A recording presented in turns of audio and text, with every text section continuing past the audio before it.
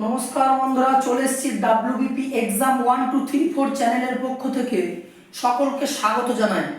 আজকে একটি গুরুত্বপূর্ণ ঘোষণা নিয়ে এসেছি। সেই ঘোষণাটা হচ্ছে যে তোমাদের অনেক আগে বলা হয়েছিল যে আমাদের এই চ্যানেলের মধ্যে জিকে, ম্যাথ এবং জিআই এর ক্লাস তোমরা পাবে। অলরেডি তোমরা ম্যাথের ক্লাস 2-3টে পেয়ে গিয়েছো, জিআই এরও সম্ভবত একটা ক্লাস পেয়েছো। এবার আজকে থেকে যেটা বলতে চাইছি যে আজ থেকে তোমরা জিকের ক্লাসটা পাবে। মানে আজকে জিকের ক্লাস শুরু করব এবং এর পরবর্তী দিন থেকে তোমরা জিআই এর ক্লাসটাও রেগুলার পেতে থাকবে, ঠিক আছে? তো আজকে আমরা যেই জিকের টপিকটা নিয়ে আলোচনা করব সেটা হচ্ছে অতি গুরুত্বপূর্ণ একটা টপিক, ঠিক আছে? সেই টপিকটা হচ্ছে জিওগ্রাফি। তো প্রথমত জিওগ্রাফি আমাদের করতে হলে সর্বপ্রথম ভারতের ভূগোলটা আমাদেরকে জানতে হবে, ইন্ডিয়ান জিওগ্রাফিটা জানতে হবে। তো আমরা আজকে বেসিক্যালি ইন্ডিয়ান জিওগ্রাফিটাই আজকে শিখবো। আর এই চ্যাপ্টারটা হচ্ছে এমন একটা চ্যাপ্টার, তুমি যে কোনো পরীক্ষায় যখনই বসবে দেখবে 4টে 5টা 3টে 2টো এরকম কোশ্চেন তুমি কমন পাবেই এই চ্যাপ্টার থেকে, ঠিক আছে?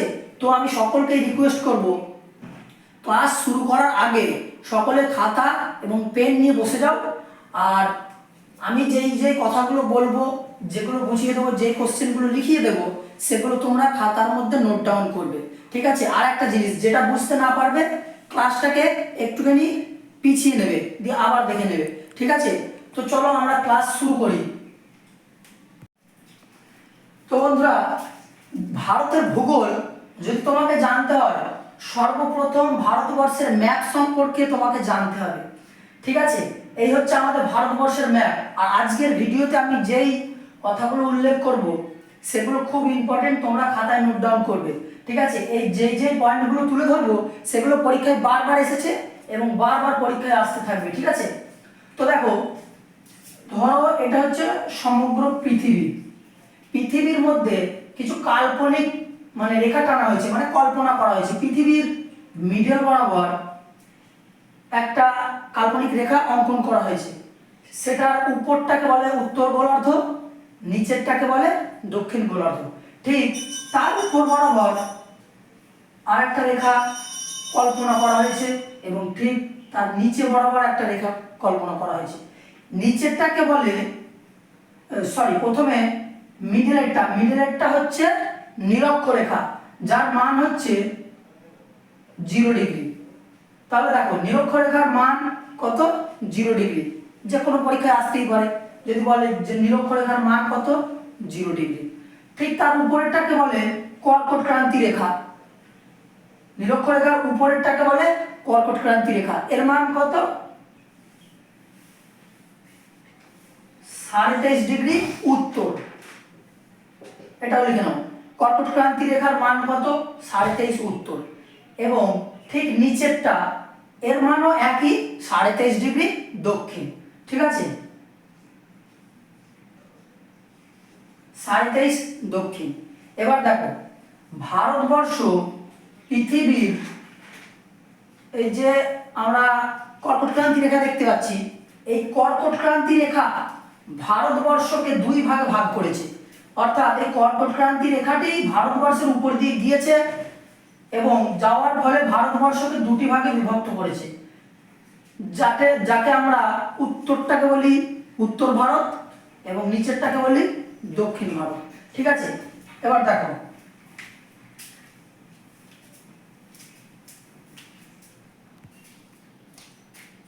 তারপরে দেখো, আমরা ভারতবর্ষের কয়টি রাজ্যের উপর দিয়ে, ঠিক আছে, ভারতবর্ষের কয়টি রাজ্যের উপর দিয়ে কর্কট ক্রান্তি রেখা গিয়েছে তোমরা কেউ জানো? আমি বলে দিচ্ছি, শোনো। ভারতবর্ষের 8টি রাজ্যের উপর দিয়ে কর্কট ক্রান্তি রেখা গিয়েছে। 8টি রাজ্য কি কি? গুজরাট, রাজস্থান, মধ্যপ্রদেশ, ছত্তিশগড়, ঝাড়খণ্ড, পশ্চিমবঙ্গ, ত্রিপুরা, মিজোরাম। বন্ধুরা, প্রথমেই সবার কাছে ক্ষমা চেয়ে নিচ্ছি, কারণ ম্যাপটা তো হাতে আঁকা, একটু সামান্য 19-20 হয়েছে, সেটা তোমরা মানিয়ে গুছিয়ে নিও, ঠিক আছে? তো দেখো, 8টি রাজ্যের উপর দিয়ে কর্কট ক্রান্তি রেখা গিয়েছে। যদি তোমাকে পরীক্ষার হলে দেয় যে কর্কট ক্রান্তি রেখা ভারতবর্ষের কয়টি রাজ্যের উপর দিয়ে গিয়েছে, খাতায় নোট ডাউন করবে। উত্তর হয়ে যাবে 8টি। কি বললাম? কর্কট ক্রান্তি রেখা ভারতবর্ষের কয়টি রাজ্যের উপর দিয়ে গিয়েছে? সঠিক উত্তর হবে 8টি। কি কি এটাও লিখে নাও। কি কি? গুজরাট, রাজস্থান, মধ্যপ্রদেশ, ছত্তিশগড়, ঝাড়খণ্ড, পশ্চিমবঙ্গ, ত্রিপুরা, মিজোরাম। 8টা। এবারে দেখো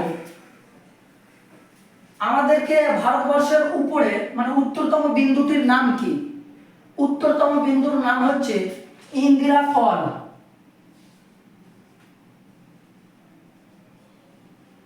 লিখে নেবে যে ভারতের উত্তরতম বিন্দু ইন্দিরা কল, দক্ষিণতম বিন্দু ইন্দিরা পয়েন্ট যেটা আন্দামানে অবস্থিত।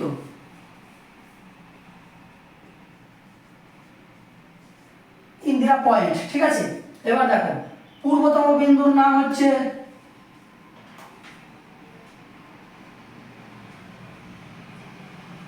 কিবিথু, পশ্চিমতম হচ্ছে গুয়াহাটি।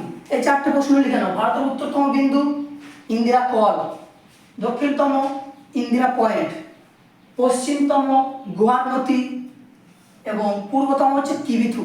এবার এখানে আর একটা কোশ্চেন হয়ে যাবে যে যদি বলে যে ভারতবর্ষের মূল ভূখণ্ডের সর্বশেষ বা দক্ষিণতম বিন্দু কোনটি, তখন হয়ে যাবে কন্যাকুমারী বা কেপ ক্যামোরিন, অর্থাৎ যেটি তামিলনাড়ুর মধ্যে অবস্থিত। ঠিক আছে, এই যে এই জায়গাটায় অবস্থিত, এটা হচ্ছে ভারতের মূল ভূখণ্ড। আর এগুলো হচ্ছে দ্বীপ, আন্দামান নিকোবর, এটা হচ্ছে লাক্ষাদ্বীপ, এগুলো ভারতের অন্তর্ভুক্ত। ঠিক আছে, সেই হিসেবে মানে ইন্দিরা পয়েন্ট, আর যদি মূল ভূখণ্ড বলে তাহলে হয়ে যাবে ইন্দিরা কেপ ক্যামোরিন বা কন্যাকুমারী।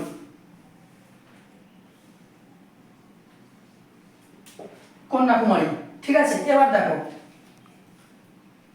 ভারতবর্ষের, এগুলো লিখে নেবে সবাই, ঠিক আছে। ভারতবর্ষের আমরা উত্তর বিন্দু, দক্ষিণ, পূর্ব, পশ্চিমতম বিন্দু আমরা জানলাম। এবারে আমাদের যেটাকে জানতে হবে যে ভারতবর্ষের, ঠিক আছে, ভারতবর্ষের উত্তরতম অক্ষরেখার মান কত, ঠিক আছে, এবং দক্ষিণতম অক্ষরেখার মান কত। দেখো দক্ষিণতম অক্ষরেখার মান হচ্ছে 8.4, খাতায় নোট ডাউন করে নাও। ভারতবর্ষের দক্ষিণতম অক্ষরেখার মান হচ্ছে 8.4 এবং দক্ষিণতম হচ্ছে 8.4, উত্তরতম হচ্ছে 37.7 এবং পশ্চিমতম হচ্ছে 68.6 এবং পূর্বতম হচ্ছে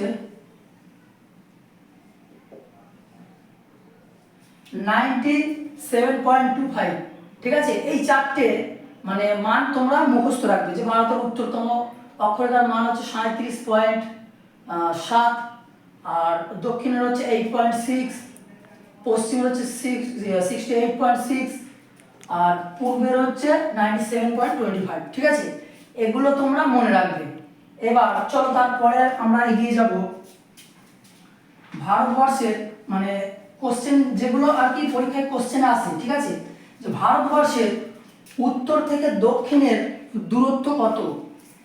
ঠিক আছে, অর্থাৎ আমি বলতে চাইছি যে এই যে উত্তর এবং দক্ষিণ, এই যে একটা ডিস্টেন্স, এই উত্তর এবং দক্ষিণের ডিস্টেন্স কত, এটা খাতায় নোট ডাউন করবে। যেগুলো বলবো সেগুলোই খাতায় তোমরা লিখে নেবে যে ভারতের উত্তর থেকে দক্ষিণের দূরত্ব কত। ঠিক আছে, এটা হয়ে যাবে 3214 কিমি, লিখে নাও। অর্থাৎ এইখান দিয়ে এই যে ভারতের উত্তর থেকে দক্ষিণ, কিবিতু থেকে কন্যাকুমারী। ঠিক আছে, এবার এই পূর্ব থেকে পশ্চিম থেকে পূর্ব মানে পূর্ব থেকে পশ্চিম যেটা আর কি, অর্থাৎ গুয়াহাটি থেকে কিবিতু, এর দূরত্ব কত? এর দূরত্ব হচ্ছে 2933 কিমি। এগুলো একাধিক পরীক্ষায় এসেছে এবং বারবার আসবে। তোমাদেরকেও বলছি বন্ধুরা, এগুলো খাতায় অবশ্যই নোট ডাউন করবে এবং এই কোশ্চেনগুলো হচ্ছে অতি গুরুত্বপূর্ণ। ঠিক আছে, সকলে লিখে নিয়েছো তো? এবার দেখো আমি চলে আসবো যে ভারতবর্ষের প্রতিবেশী দেশের সংখ্যা। দেখা গেল যে কোনো একটা পরীক্ষায় দিয়ে দিল যে ভারতের প্রতিবেশী দেশের সংখ্যা কয়টি, তখন কি হবে দেখো, ভারতের প্রতিবেশী দেশের সংখ্যা হচ্ছে টোটালি 9টা। 9টা আছে। এই যে এখানে একটা পাকিস্তান আছে, আফগানিস্তান আছে, ঠিক আছে, এখানে যে চায়না আছে, তারপরে এই যে এটা এই অংশটা হচ্ছে নেপাল, এই যে ভুটান, এদিকে আছে মায়ানমার, এখানে আছে বাংলাদেশ। তাহলে উপরের দিকে হচ্ছে 1 2 3 4 5 6 আর বাংলাদেশ 1 7, আর এই যে এটা হচ্ছে শ্রীলঙ্কা 8, আর এর নিচে এই যে এইখানে ছোট্ট করে এদিকে মালদ্বীপ আছে। টোটালি 9টা। তাহলে ভারতবর্ষের প্রতিবেশী দেশের সংখ্যা কয়টি? 9টি। নোট ডাউন করে নাও। এবার দেখো আমরা চলে আসবো পরবর্তী প্রশ্নে, যে ভারতবর্ষ যে প্রতিবেশী দেশগুলোর সঙ্গে সীমানা বণ্টন করেছে, ঠিক আছে। এবার এই যে সীমানা বণ্টন ভারতবর্ষ কোন দেশের সঙ্গে, দেখা গেল তোমাকে একটা পরীক্ষায় দিয়ে দিল যে ভারতবর্ষ কোন দেশের সঙ্গে সব থেকে বেশি সীমানা বণ্টন করেছে, সঠিক উত্তর কি হবে বন্ধুরা? সঠিক উত্তর হয়ে যাবে বাংলাদেশ। বাংলাদেশের সঙ্গে ভারতবর্ষ সব থেকে বেশি সীমানা বণ্টন করেছে। কত কিলোমিটার? 2217 বা 71। 17 বা 71 কোনো কেন দিলাম, কারণ কোনো কোনো বই 17ও আছে 71ও আছে, তোমরা দুটোই লিখে রাখবে, ঠিক আছে। যে বাংলাদেশের সঙ্গে ভারতবর্ষের সীমারেখা হচ্ছে 2217 বা 71 কিমি, ঠিক আছে। আর পরীক্ষায় সবসময় বৃহত্তম আর ক্ষুদ্রতম এই দুটোই আসে, বাকি কোনোটা আসবে না, ঠিক আছে। তাহলে আমরা জেনে গেলাম যে সব থেকে বেশি কার সঙ্গে সীমানা বণ্টন করেছে। এবার চলে আসি যে সব থেকে কম কার সঙ্গে করেছে, ঠিক আছে। আমরা জেনে গেলাম যে বেশি করেছে বাংলাদেশের সঙ্গে, এবং সব থেকে কম করেছে কার সঙ্গে? সব থেকে কম করেছে আফগানিস্তানের সঙ্গে। আফগানিস্তানের সঙ্গে কতটা সীমানা বণ্টন করেছে? এই যেটা হচ্ছে আফগানিস্তান, আফগানিস্তানের সঙ্গে 95 কিমি বা কিছু কোনো কোনো বই আছে 105 কিমি, ঠিক আছে। এটাও তোমরা নোট ডাউন করে রাখবে যে সব থেকে বেশি সীমানা বণ্টন বাংলাদেশ, সব থেকে কম সীমানা বণ্টন করেছে আফগানিস্তানের সঙ্গে। আফগানিস্তানের সঙ্গে কত? 95 বা 105, যে কোনো একটা অপশানে দেখবে পেয়ে যাবে। আর বাংলাদেশের সঙ্গে বলেই দিলাম 2217, ঠিক আছে বন্ধুরা। এবার দেখো আমরা চলে আসবো যে এরপর কি কি কোশ্চেন হতে পারে, ঠিক আছে। এর পরের কোশ্চেন তোমাদেরকে পরীক্ষায় দিতে পারে যে ভারতবর্ষের উপকূল রেখা কয়টি রাজ্যের, মানে উপকূল রেখা কয়টি রাজ্যকে স্পর্শ করেছে, ঠিক আছে। উপকূল রেখা বলতে কি, যে সমুদ্রের পার্শ্ববর্তী এলাকা, ঠিক আছে। এবার দেখো উপকূল রেখা ভারতবর্ষের গুজরাটের সঙ্গে, গুজরাট, মহারাষ্ট্র, গোয়া 3টে, কর্ণাটক 4টে, কেরালা 5টা, তামিলনাড়ু 6টা, অন্ধ্রপ্রদেশ 7টা, তারপর হচ্ছে উড়িষ্যা 8টা, পশ্চিমবঙ্গ 9টা। তাহলে ভারতের প্রতিবেশী দেশের সংখ্যা কটা? 9টা। উপকূল রেখা মানে উপকূল পার্শ্ববর্তী রাজ্যের সংখ্যা এটাও 9টা। এবার এখানকার মধ্যে একটা পরীক্ষায় খুব আসে যে ভারতবর্ষের কোন রাজ্যের উপকূল রেখা সব থেকে বড়, সর্ববৃহৎ উপকূল রেখা হচ্ছে গুজরাটের, এটা পরীক্ষায় আসে, তোমরা নোট ডাউন করে রাখো। এবং সব থেকে ছোট উপকূল রেখা গোয়ার, এটাও আসে পরীক্ষায়, ঠিক আছে, তোমরা নোট ডাউন করে রাখবে। এবারে দেখো একটু আগে আমরা যেটা বললাম যে ভারতবর্ষ বাংলাদেশের সঙ্গে সব থেকে বেশি সীমানা বণ্টন করেছে।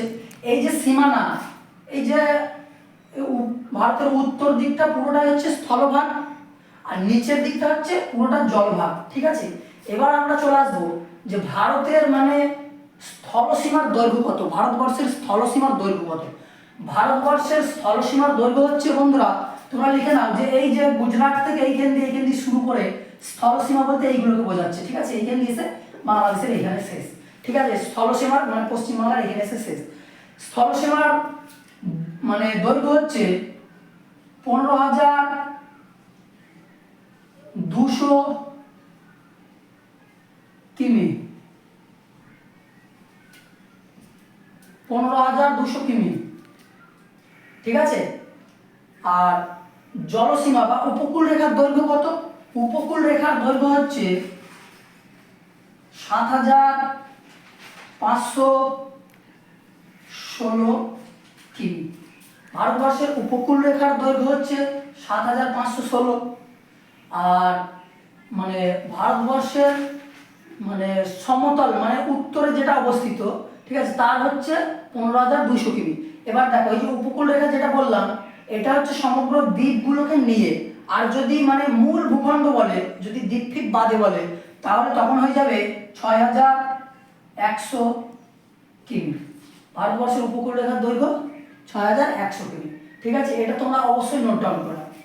এবার বন্ধুরা, তোমাদের কাছে আমার একটা প্রশ্ন, যে ভারতবর্ষের আয়তন কত, এটা তোমরা কেউ বলতে পারবে?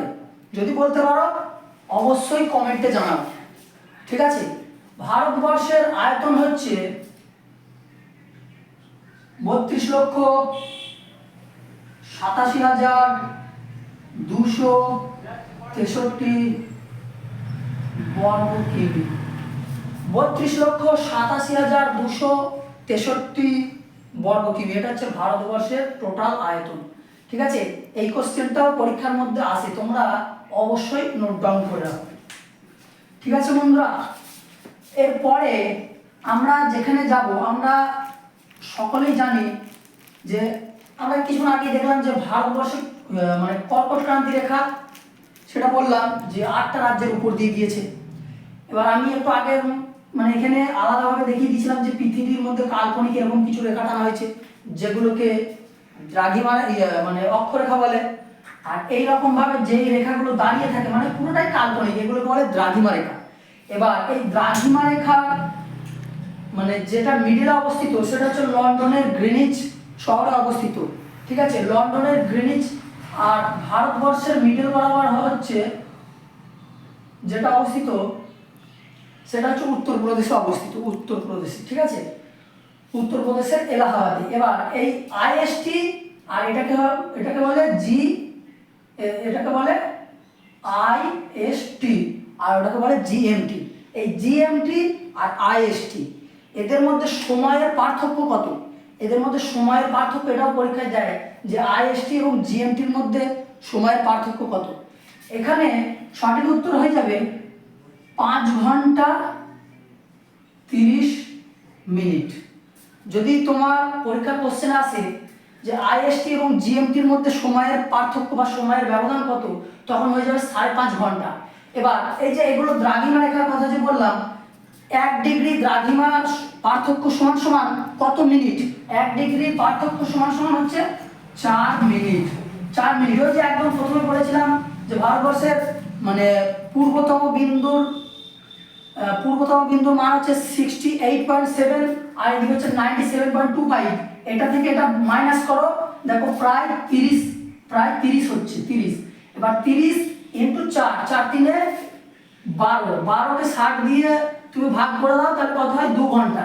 তাহলে ভারতবর্ষের মানে দেখা যাচ্ছে মানে অরুণাচল প্রদেশে যদি মানে এখানে ধরো গুজরাটের গুয়াহাটিতে যদি 1টা বাজে, দুপুর 1টা, এখানে কটা বাজবে? 3টে বাজবে, অর্থাৎ 2 ঘন্টা সময়ের পার্থক্য হয়ে যাবে। ঠিক আছে, এবার একই দেশের মধ্যে 2 ঘন্টা সময়ের পার্থক্য হলে কি করে হবে বলো বন্ধুরা? সেটা তো কখনো হয় না। সেই জন্য ঠিক আছে, ভারতবর্ষের মিডল বরাবর একটা দ্রাঘিমা রেখা মানে দ্রাঘিমা অনুযায়ী ভাগ করা হয়েছে। ঠিক আছে, যার মান হচ্ছে ভারতের প্রমাণ দ্রাঘিমা বলা হয়, যার মান হচ্ছে 82.1/2। ঠিক আছে, এবার এই যে দ্রাঘিমা রেখা, আমরা কর্কট ক্রান্তি রেখাটা বললাম যে কটা রাজ্যের উপর দিয়ে গিয়েছে। এবারে আমরা চলে আসবো যে দ্রাঘিমা রেখা। দ্রাঘিমা রেখা কয়টা রাজ্যের উপর দিয়ে গিয়েছে? ঠিক আছে, দ্রাঘিমা রেখা গিয়েছে 5টা রাজ্যের উপর দিয়ে, গুজরাট, মধ্যপ্রদেশ, ছত্তিশগড়, উড়িষ্যা আর হচ্ছে অন্ধ্রপ্রদেশ, এই 5টা। তো বন্ধুরা, যেখানে আমরা আর কি ছিলাম যে ভারতবর্ষের প্রমাণ দ্রাঘিমা রেখা, ভারতবর্ষের প্রমাণ দ্রাঘিমা রেখা হচ্ছে 82.1/2। ঠিক আছে, এইটা হচ্ছে ভারতের প্রমাণ দ্রাঘিমা রেখা। এবার এই দ্রাঘিমা রেখা কয়টি রাজ্যের উপর দিয়ে গিয়েছে? সেটার উত্তর হয়ে যাবে 5টি রাজ্যের। ঠিক আছে, এবার কি কি দেখা যাচ্ছে?